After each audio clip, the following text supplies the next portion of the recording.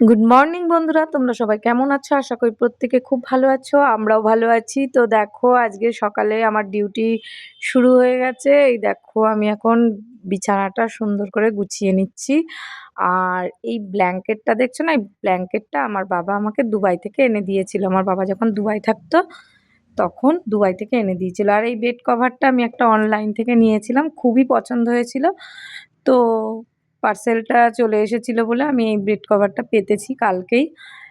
তো আজকে তোমাদের সঙ্গে সেটা শেয়ার করছি। এ দেখো, বিছানাটা ভালো করে গুছিয়ে নিই। মশারি টাঙিয়েছিলাম, কিন্তু মশারি খোলার ভিডিওটা স্কিপড হয়ে গেছে, আমি তোমাদেরকে দেখাতে পারলাম না। তো অনেক দিন আমি কোনো ব্লগ দিই না। আমি আবার ভাবলাম নতুন করে একটু ব্লগ তৈরি করে তোমাদের সঙ্গে শেয়ার করি। তো বন্ধুরা, আমাকে তোমরা অনেক অনেক সাপোর্ট করো, অনেক অনেক লাইক, শেয়ার, কমেন্ট করো আমার এই ছোট্ট ব্লগটা তোমাদের যদি ভালো লেগে থাকে। তো দেখো, আমার বিছানা সুন্দর করে গুছিয়ে নিচ্ছি। নেওয়ার পরে আমি একটু চাদর দিয়ে ঝেড়ে নিচ্ছি, কারণ বিছানায় নাকি ঝাঁটা দিয়ে ঝাড় দিতে নেই, তার জন্য আমি চাদরটা দিয়ে ঝেড়ে দিলাম। দেখো, বালিশগুলোকে আমি সুন্দর করে গুছিয়ে দিচ্ছি। বালিশগুলো গুছানোর পর আলমারির মধ্যে কয়েকটা কুশল রেখে দিয়েছিলাম, সেইগুলো কুশলগুলো দিয়ে সুন্দর করে বেডটাকে সাজিয়ে রাখছি।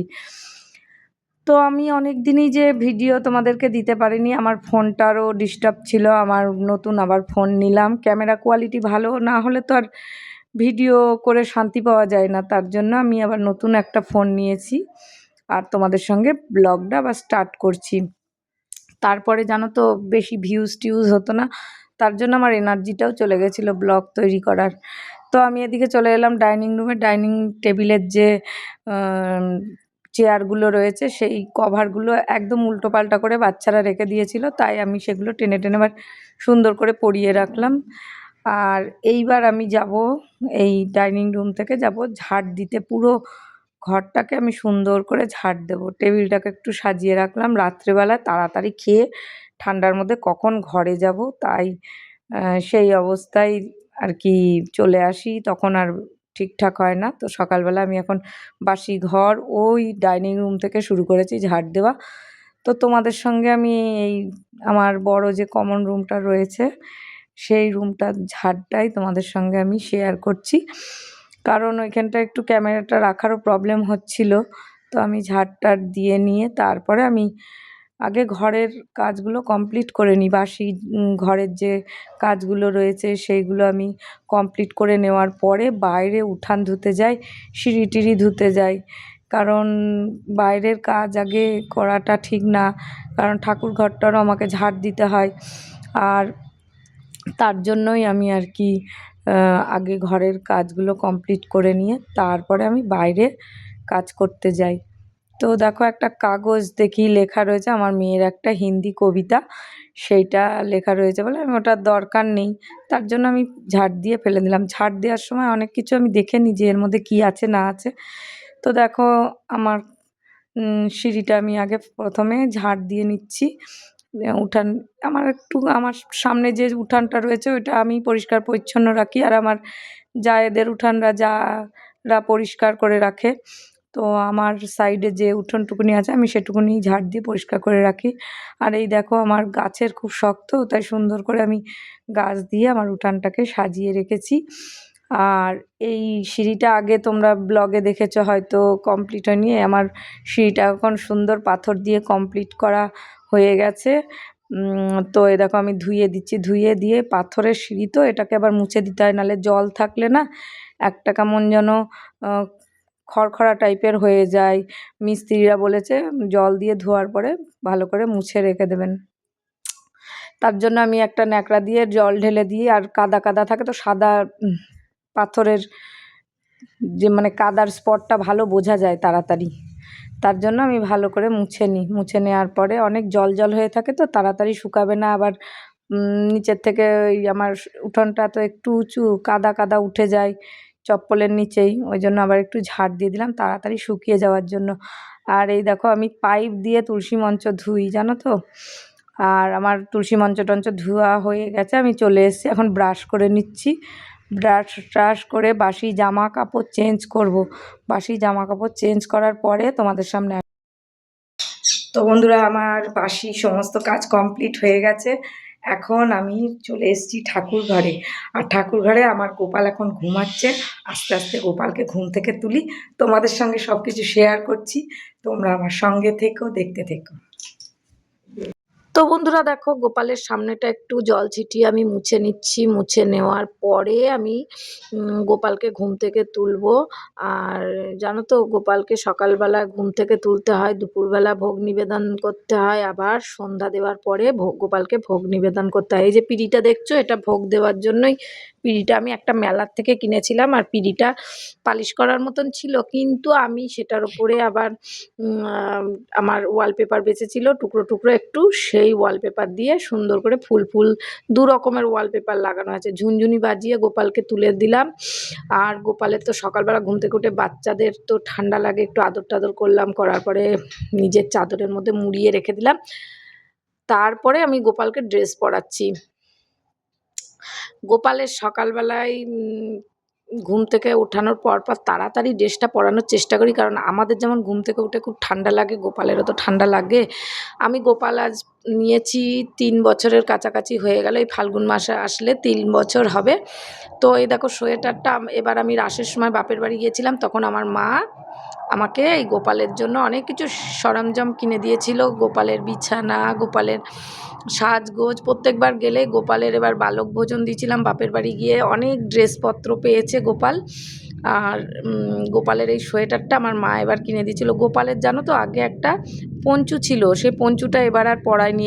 এই সোয়েটারটা এত সুন্দর, এই সোয়েটারটাই পরেছে এবার গোপাল। তো গোপালকে আমি এবার খেতে দেবো, ভোগ নিবেদন করবো। এ দেখো, প্রদীপ ধূপকাঠি ধরিয়ে, এটা আমার প্রত্যেক দিনকার কাজ। যে কদিন আমি না পারি, মাসের কয়েকটা দিন, তখন আমার হয় ছেলে ঘুম থেকে তুলে দেয় গোপালকে, নয় মেয়ে ঘুম থেকে তুলে দেয়। আমার কোনো অসুবিধা হয় না।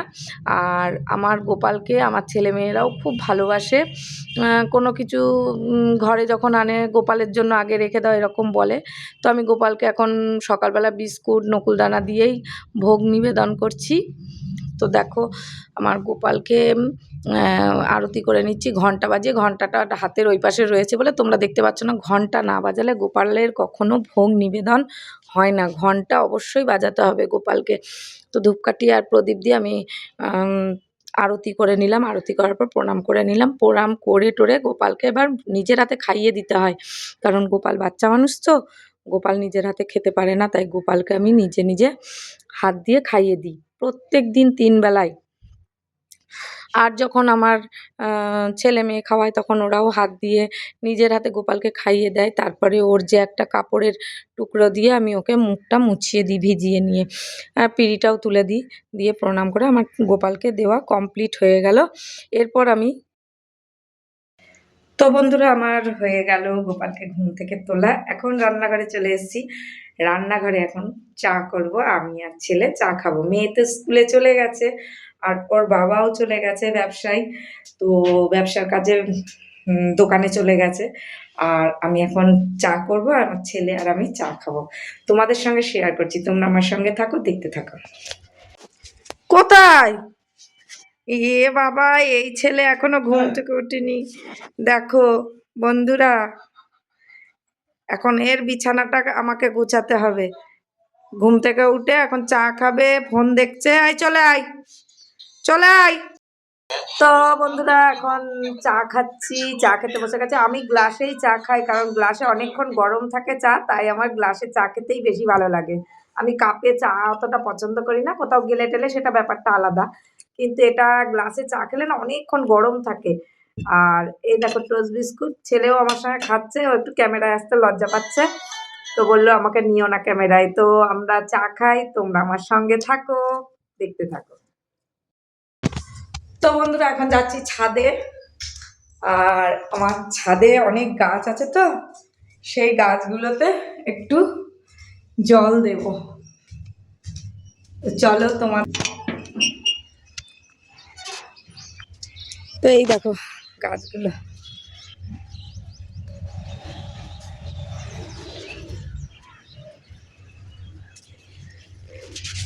সব গাছগুলো মাটি শুকিয়ে গেছে।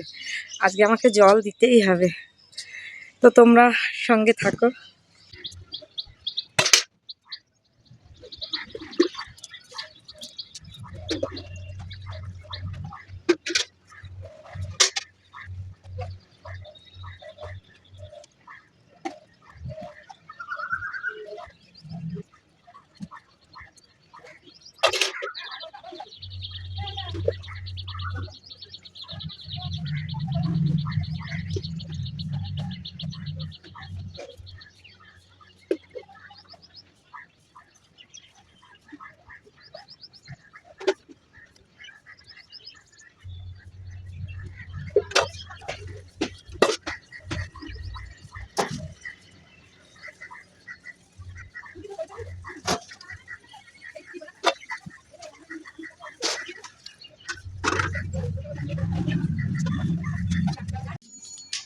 কি পড়ছিস?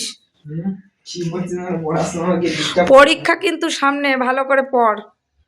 ফেব্রুয়ারি মাসের 18 তারিখ থেকে পরীক্ষা শুরু, ফাইনাল সেমিস্টার, তাই তো? পড়। তো বন্ধুরা, ছেলে পড়তে বসেছে, আর ছেলে 11-এ পড়ে, এখন সেকেন্ড সেমিস্টার হবে, কমার্স নিয়ে পড়ছে। তো আজকের ব্লগটা আমি সকাল থেকে যে তোমাদেরকে আমার ব্লগটা শেয়ার করছি, তো এই ব্লগটা এই পর্যন্তই রাখছি। যদি আমার এই ছোট্ট ব্লগটা তোমাদের ভালো লেগে থাকে, লাইক, শেয়ার এবং সাবস্ক্রাইব করো। দেখা হবে নতুন একটা কোনো ছোট্ট ব্লগে। ততক্ষণের জন্য সবাই ভালো থেকো, সুস্থ থেকো। Bye bye.